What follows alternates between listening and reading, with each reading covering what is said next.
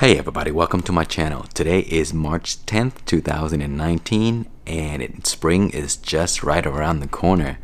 So I thought I'll give you guys a quick tour of what I have going on right now. And maybe later in the season I'll give you guys another one. So anyway, here is a plant that I have been growing for a few months. And this is grown inside my arrow garden. So every winter when there's nothing going on outside, I like to do a lot of experiments and grafting and cross pollinations and all that to create new breeds. And this is what I usually use, the arrow garden. It's a really fun project to do for the winter time. So anyway, this is my linzo pepper variety, and man, this thing is just loaded with flowers. There are a few fruits, but look at this. I mean, there's just hundreds and hundreds of flowers everywhere you look. There's just so every little, those white things there, those are all flowers, and it's just, there's just flowers everywhere. And I have a few fruits right here. These are a few crosses that I've been working on, so you may see those later this season. Anything that I have tagged like that. So there, that's the linzo variety with a ton of flowers. And then here, these are mini projects that I've been working on. Because I don't have a lot of space under here, I basically removed the container of the arrow garden, and then I used the light to test these mini hydro systems. Look at my tomato plant there. It's about to fruit. So let me take it out and show you. But this is my white Thai variety, and as you can see in this little setup, you can still get fruits. There's not much you have to do. They're very easy, very, very cheap also to make, and you get fruits. Not a lot, but enough to have fun with. This is a smaller tomato variety that I just started recently. And then here's a larger one. Oh man, this guy's outgrowing the light. So you see here? These are flowers. Good amount of flowers for just something so small. So I should be getting fruits very soon for this one. Alright guys, so here are some of the stuff that I have going on in my tent.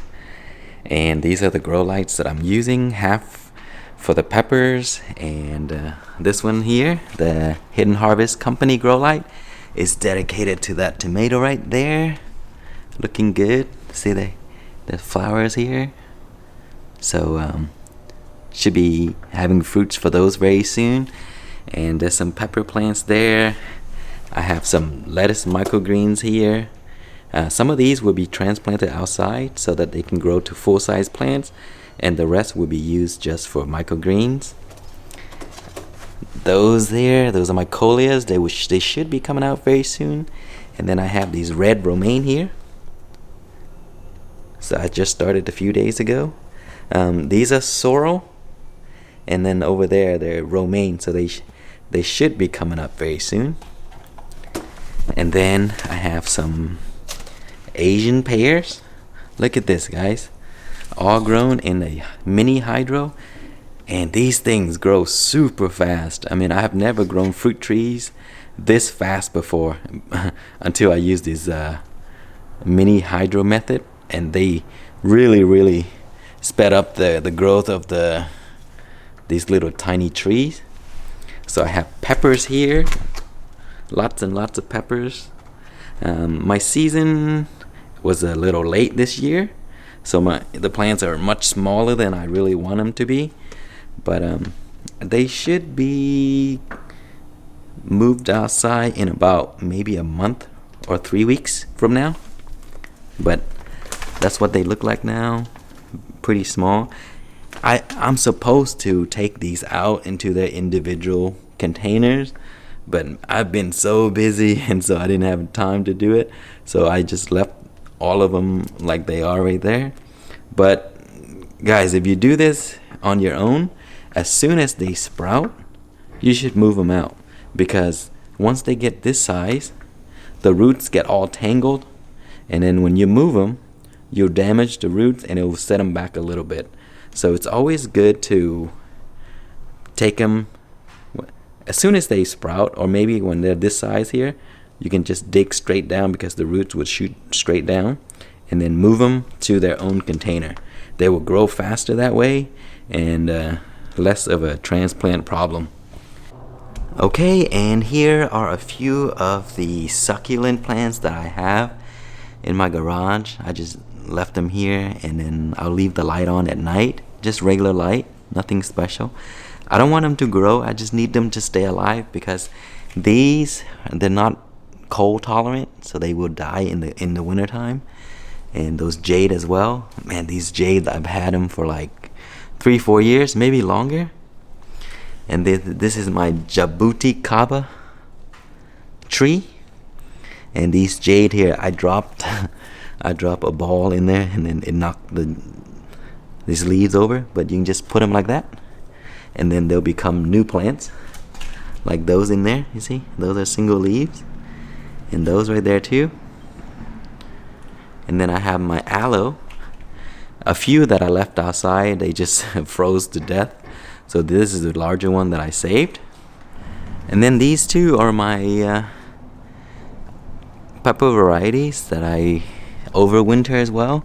See, I kind of chopped them off. It was like here. And if you want to prune them, this is the best time to do it. Just prune them before spring arrives. That way they'll have time to grow back. So I just basically break them off. But you should use a clipper and just cut them. Okay, and here is my avocado tree. This is the Lila variety. Pretty cold tolerant variety of avocado, and you don't need another variety. It can self-pollinate, which is good. So I got some lettuce here, and then these are sage. These things can live through freezing temperature, and so they've been outside the entire time, and these were propagated from my previous years, so they've been grown there for a while.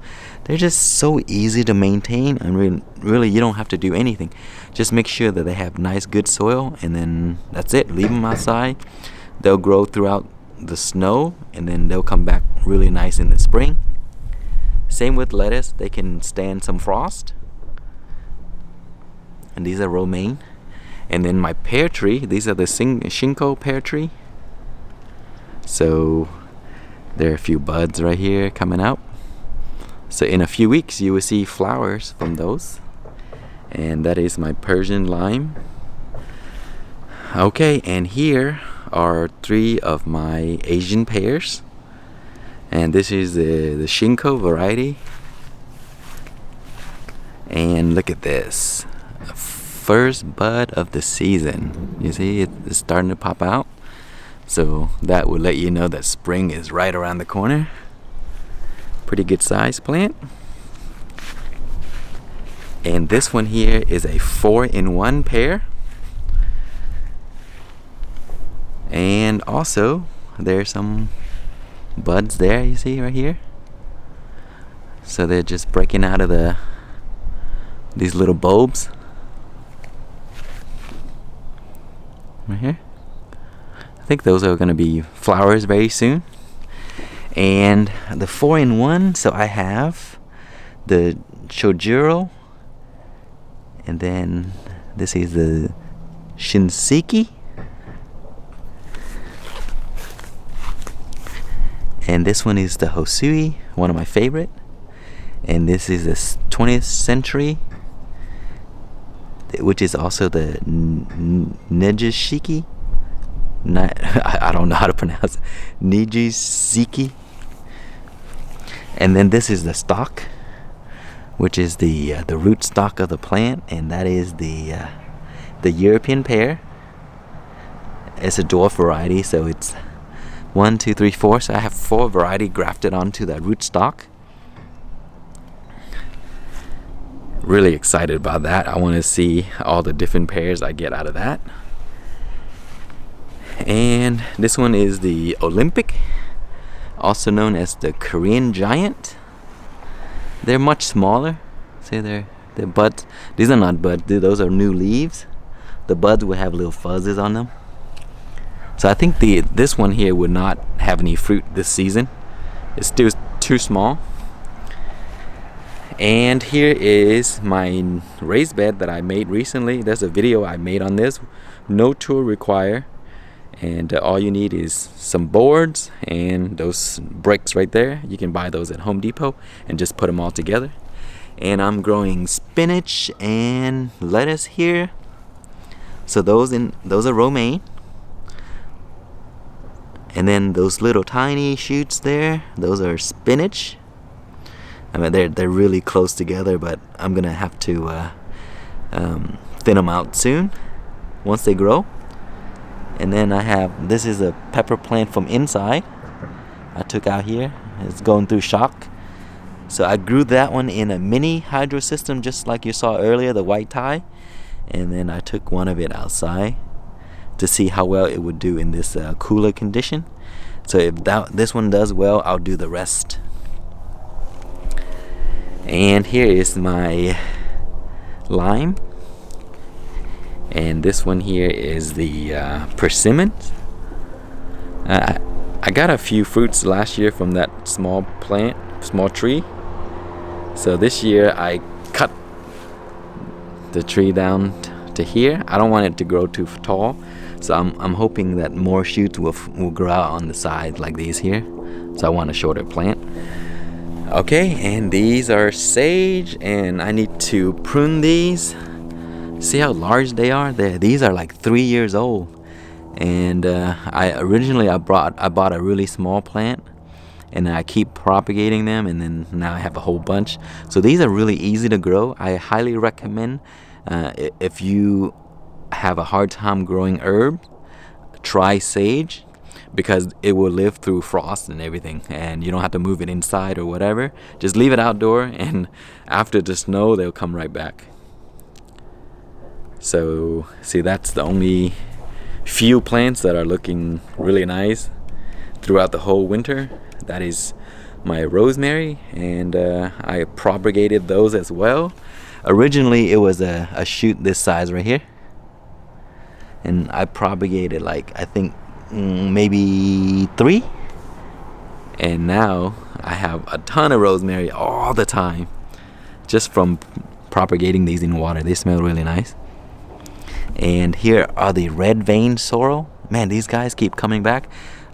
It was eaten off by rabbits, and then it just came back from the root at the bottom.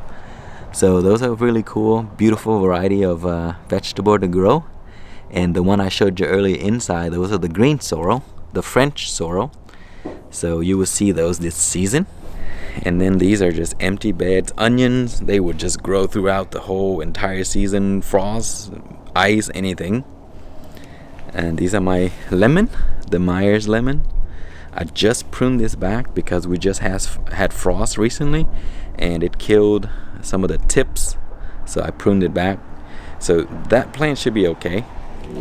Comfrey there, they will survive a frost, but not too long, because a lot of the larger leaves just died back, and these are the younger ones that was covered, so they were fine. And I think these are radishes. Again, onions. So onions just doesn't care what the weather is. And I got some garlic over there grown here.